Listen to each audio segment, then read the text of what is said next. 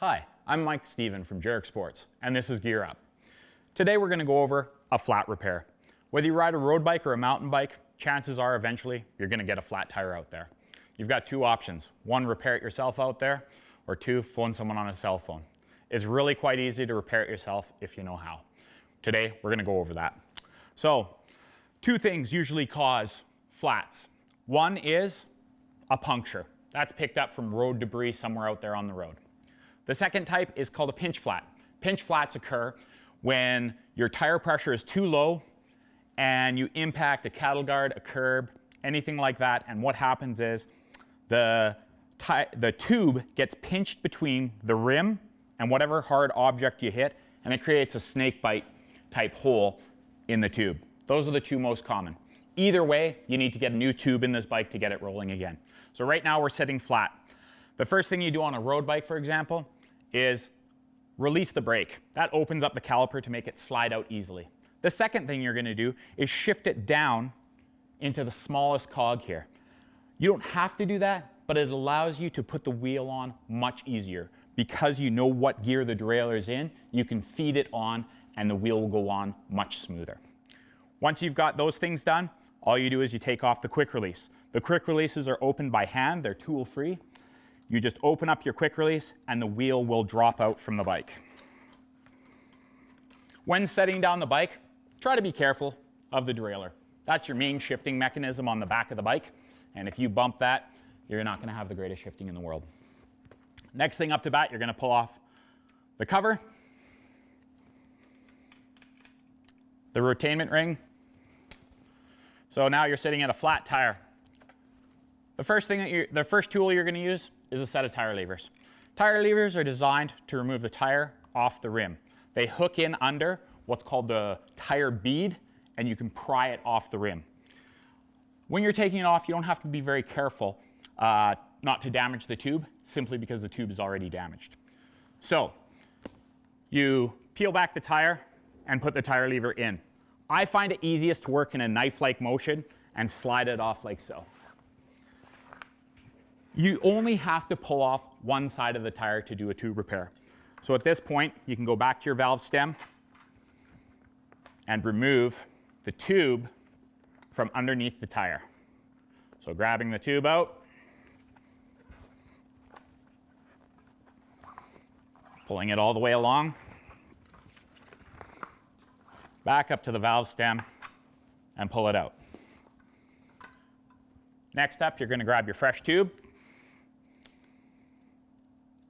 And what I like to do with fresh tube is I like to put just enough air into the tube so that you can see the shape of it. I just do that with my mouth. Very similar to blowing up a balloon. Then seal it back up. So next, you want to find out what caused the puncture. There's no sense in replacing the tube if there's still a piece of debris in the tire. So check thoroughly the inside of the tire to make sure that there's nothing poking through that'll cause the tire to flat out in 2 kilometers again as you get rolling. The other thing that you can do is you can pump up your tube that's damaged. When you pump that guy up, you can see whether it's a single hole, which is usually road debris, or a double hole, or snake bite, which is caused from that pinch flat. So once you've determined that you've got whatever caused the flat out of there, you can go ahead and install your new tube. To install your new tube, you start at the valve stem hole, pushing the tube through, sliding it all the way around. Then you seat the tube in carefully. The reason why you want to seat the tube in here is because when you're prying it back on with your tire levers, you do not want to pinch flat the tube between the tire lever and your rim, because you can actually do that. So you want to be much more careful. And if you can put it on completely by hand, reinstall the rim bead completely by hand. I always start at the valve stem and I work my way around both sides, making sure to keep the tube up and inside, not coming out like that. Because if you push that hard up against the rim, you will flat.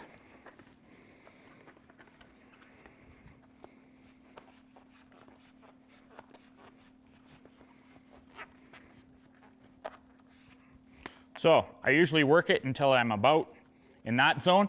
If you're not strong enough to just do it with your hand, at this point, you can put the tire lever up underneath the rim bead and making sure that you're not pinching the tube, pry up and hold it. Then it'll usually pop into place. Pull your valve stem down, reattach your locking nut. At this point, you're ready to put air back in. I'm going to show you a neat innovation out there in the bike world, and it's using CO2 to inflate. A lot of people are freaked out about these CO2 systems because they think they're going to hiss at them, scare them, all that kind of stuff. I'm going to show you how simple they are. Take your CO2 cylinder, insert it into a proper CO2 pump. You're going to feel when the pin faces up against the cylinder. That's the pin that's going to puncture the cylinder. In one movement, I'm going to pierce the cylinder, and the cylinder is now pierced, and it's ready to inflate the tire. So all I'm going to do is I'm going to take it, put it onto the valve stem, then you operate this just as you would a tap. As I back it out, air begins to flow. You can hear those pops. That's the rim bead seating in. You want to be careful as you're doing that process. The rim is properly beading, or the bead is properly beading into the rim. If it does not, your tube can come out past it and pop. But at this point in time, we've changed successfully. We have air pressure, and the difference of this CO2 pump is exactly what you saw. Usually, you'd be sitting there pumping for 2 to 3 minutes. With the CO2 cylinder, it inflates in a couple of seconds. And that's especially nice when you're out mountain biking and there's mosquitoes out, or it's raining, or you're in a race. There's lots of reasons for that fast change to be nice. As I said, we put it in the lowest cog on our gear shifter. That way I put the chain onto it and then just slide everything down and onto the bike. At that point, you want to secure your quick release, snugging it up. The secret to quick release pressure is that it's a cam. When you close it over, you should have medium pressure at the midway of the stroke of the cam. So as I hit midway, I should have medium pressure, and you have to push it over hard enough to leave a little dent in your hand. Remember to close back up your brake. Give the wheel a spin. At this point, the brakes aren't centered properly. With a road bike, it's simply grabbing a hold and making sure that it's centered. It's quite easy. So hopefully this demystifies a little bit about changing a tire out on the road or out on the trail and makes you enjoy biking that much more. Thanks for watching.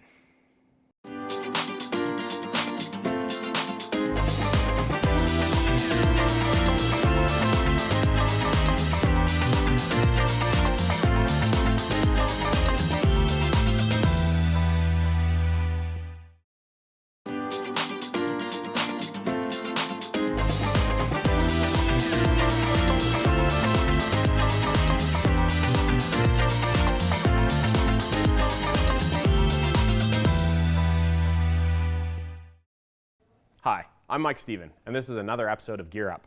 Today we're going to talk about watches. So watches have evolved in the last few years with technology.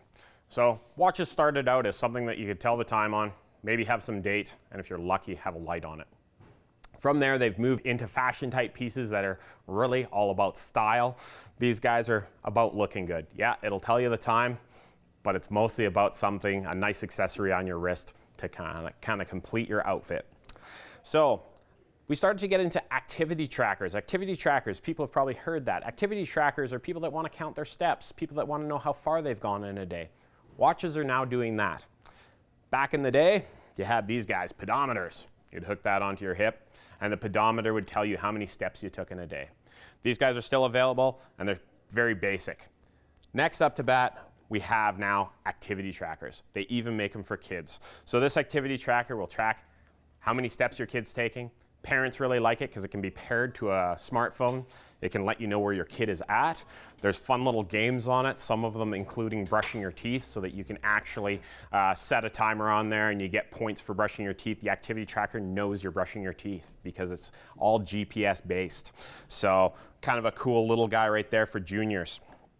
Next up to bat, you get the person kind of walking in and saying, hey, I want something that is going to count how many steps I do, so that at the end of the day, if I just haven't done enough that day, I go out for a walk, or I do something to get my steps up to where I want because I have a focus of either losing weight or getting more healthy, any of those types of things. So activity trackers are fantastic for that. The other person that we get in all the time is somebody that needs to track their heart rate. So for example, even on this simple band here, you can actually track your heart rate. So if you have a heart condition, that's one reason why you'd want to track your heart rate. Your doctor has actually asked you to do so. The other reason is fitness orientated. Your heart doesn't lie. Your heart lets you know how good you're feeling. Sometimes you're not feeling great out on a run or a walk and you decide to slow down. Your heart actually tells you how hard you're pushing and doesn't let your emotions get involved. So heart rate's another neat feature to have on an activity tracker. As we continue kind of peeling through these activity trackers, they're going to get more and more powerful with what they can do. For example, the one that I wear is very similar to this guy here. This guy on your wrist has a heart rate monitor built into the back of it. So you can actually get your pulse all the time. Whereas a lot of heart rate trackers are using a band around your chest. So similar to that guy right there. So that band will record your heart a little bit more accurately than your wrist, but this guy does the trick. It'll let you know your heart rate at any given time. It's really neat for that, for sleep tracking, because some people have trouble sleeping and they want to know how much deep cycle sleep they're getting. This heart rate on your wrist will actually let you know how deep you're going into your sleep. They've got algorithms built into all these guys to figure out all sorts of different stuff. The other neat thing is very similar to your cell phone. You've got apps on these guys. So man, you can download all sorts of apps, anywhere from like a weather app if you just want to know what the weather is doing by looking at your phone for the forecast, right down to there's a stargazing app that you can actually put onto these things. You name it. If you can think of it, there's probably an app for it. Some of the things that I really like about this is that you can customize the face. It's a kind of a fun little app that you can customize it anywhere from Star Wars themed stuff to more activity tracker based stuff where it has all your screens right up on your watch screen so that you can see your heart rate, you can see everything that you're doing, you can see your steps, you can see all sorts of stuff. One of the ones that makes me laugh is one called Beer Tracker. It tells you how many calories you're burning and whether you're allowed a beer yet or not. So it tracks your activity by the number of beer you're allowed to drink at the end of that activity. But there is all sorts of different things that you can track. Another thing that I really love about it, when I'm cycling, I'll have it on, and if I get a text message or a phone call, I can quickly look at my watch because it's hooked to my phone, and it'll tell me who's calling, and I can decide whether I want to stop my ride or whether that phone call or that text can wait. So I really like that feature. Next up to bat, you kind of start to move into, we talked briefly about cycling. So cycling computers are kind of something that's going along with watches. Guys are using watches for example, multisport. Multisport is triathlon, if you don't know. So triathlon has 3 different components to it. It's got a swim, it's got a bike, and it's got a run. So by wearing a watch, you can track what you're doing out on the lake or in the pool. You can also track what you're doing on your bicycle, and you can track what you've done on your run. So you don't have to have 3 different computers, in essence, to do the 3 different sports. Everything can be compact and on your wrist. And just to show you how small things are getting, that right there is a bike computer. It has GPS location, it'll tell your elevation, it'll tell all sorts of stuff, all in this tight little package. So they don't have to be big and clunky anymore. Having said that, if you want to view a map on this, which is available, believe it or not, you can view kind of where you've gone out on a bike ride. If you want to view your data, it is a little nicer to have a slightly bigger screen, because viewing your data while you're out there, the bigger screens definitely help out with that. Most of these guys will sync up with a system when you get back home. So when you get back home, It automatically syncs into an account that you set up, takes your walk, your ride, your run, your swim, whatever you've done, takes it, uploads it onto this platform that allows you to really take apart all sorts of different things. One time I had a really bad crash out mountain biking. I wanted to know how fast I was going when I crashed. Well, all I did is I went back to my data and I looked what my speed was the moment before I had no speed. So that told me at point of impact how much speed I was carrying with me. So there's all sorts of things that you can use to play with this data.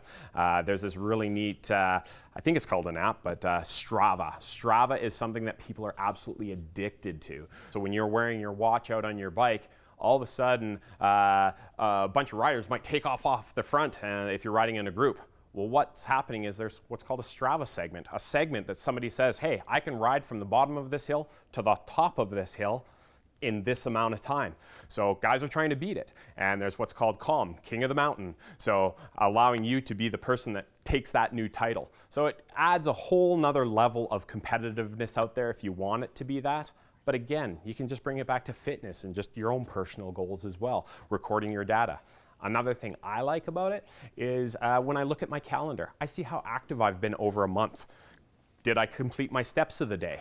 Did I go out for an extra activity like a run, a bike, something else other than just my walking around and doing regular stuff? So I find that it gives you that extra push. If you want that extra push to be able to spend a little bit more time doing activities, I find that these activity style watches will help with that. They'll push you to do things.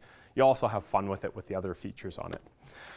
Another thing that I just want to mention is some people say, hey, you know what, some of these activity trackers can be pretty pricey. Well, there's kind of some neat options too. A lot of people don't know, but your smartphone has the ability to do a lot of this stuff with an app loaded onto it. So you take your smartphone has GPS capability, it has Bluetooth capability, it has Wi-Fi capability. So it has all these things that these watches are using. So what you can do is you can actually carry your phone and do some activity tracking with that. You can also, this is designed to be able to snap your phone on your bike or be a waterproof case for out hiking and all that kind of stuff, but you can actually snap this right onto the handlebars of your bike and take it with you out cycling. So pretty much no matter what your budget is, if you do have a smartphone already, you can get into this activity tracking kind of style of things. And that's really where watches are really being driven right now on the sports side. You've got anywhere from your fashion watches right to your high-end activity tracking, GPS capable, all that kind of Bluetooth crazy technology. Thanks for watching Gear Up. This has been Mike Stephen.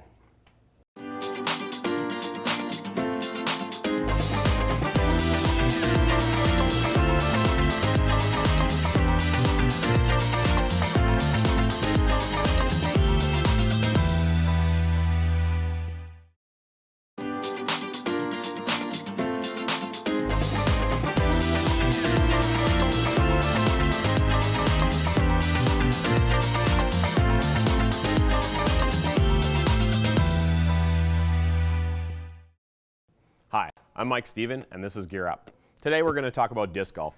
Disc golf is one of those sports that you can take as seriously as you want, or you can treat it as casually as you want. Personally, I'm a casual person about it. I like to go out there, throw some discs through the woods, get a good walk out of it, and have a fun game with my friends. Next up to bat, there is the person that takes it very seriously. So that person that takes it very seriously, he can get real specific into his discs. He can go to different tournaments, compete all over North America. So we're going to talk first about the discs. So the discs, just like golf, if you compare disc golf to actual golf, a lot of people find that an easy comparison. So just like in golf, you've got your drivers, your mid-range, and your putters. Same in disc golf. So a driver, we'll start out first with that because that's the first one you usually throw. So drivers are designed to cover the most distance on the course. So this one is called the Enforcer. A lot of them have really cool names, and some people choose their discs by strictly the name or the color. But there are other attributes that will make the disc either positive or negative for their style of game. We're going to go through a little bit of that as well. So first up, the driver. The driver has a very much so a knife edge on it, so it travels through the air extremely quickly. The negative to that knife edge is that it has the potential to wander. So you don't use your driver unless you need to. know your distances, know how far you can throw your driver, know how far you can throw your mid-range, and then that will help you decide whether you're going to throw your driver or your mid-range. If you do need your driver, it is the one that goes the furthest distance. One little secret that I've definitely learned in disc golf is to throw the disc nice and low. A lot of people think by throwing it angled up, they're going to get a little bit more distance out of the disc. It's actually incorrect. The disc actually comes back and fades back towards you while it's still in the air. If you throw it low and strong, what's going to happen is the disc is going to travel its distance and then it's going to die down onto the ground. And that's what you actually want. So that's the driver. A little bit more twitchy, but you get your best distance out of it. Next up to bat, we got the Culverin. So it's got some cannons on there. This is a mid-range. There's many mid-range to choose from. This is just one of many. So a little bit more blunted on the profile, a little nicer to hold, and a little bit more stable in the throw. Doesn't go quite as far, but it's going to be a little bit more stable for you. Last but not least, when you get within putting range, so when you get to the basket, as opposed to golf, where you have a hole in the ground, these are vertical upright baskets. They have chains hanging down from around the basket. The disc is designed to go, hit the chains, and fall into the basket. There's another type of hole called a tone. A tone is just a pole with a sleeve around it, and when the disc hits the sleeve, it tones or makes a loud metallic noise. So, talking about the putter is very much so rounded and very stable. The putter is designed to have a very stable flight and make it to the basket. So like with most things, probably the putting is the most finessey part of the game. And if you can become a good putter, you can really improve your scores there. So with a putter, some of the attributes that I like in a putter, one thing that I like is I like the disc to be made out of a softer material. Softer materials, when they hit a tree or you miss your target, they tend to die on the ground or just lay flat on the ground instead of rolling away great distances. Because there's nothing worse than going for a shot, you kind of skim off the basket and you end up just as far away from the hole as when you started. Some of the putters are actually made out of rubber. I don't have one here to show you today, but the rubber ones, those ones are really flexible, so they're not quite as stable in the air, but my goodness, do they ever, when they hit anything, they just die right to the ground or die right to the basket. So makes it a little bit easier to make those putt shots. Next up, we're going to talk about, we talked about the three major different kinds of disc. Within those, there's a few features that'll make you choose discs. First, we're going to talk about stability. So stability is whether the disc flies absolutely straight, whether it hooks or fades. So when a disc flies absolutely straight down a straight fairway and you're aiming at something straight down the fairway, that's fantastic. But there are lots of courses and lots of holes that have fades and hooks.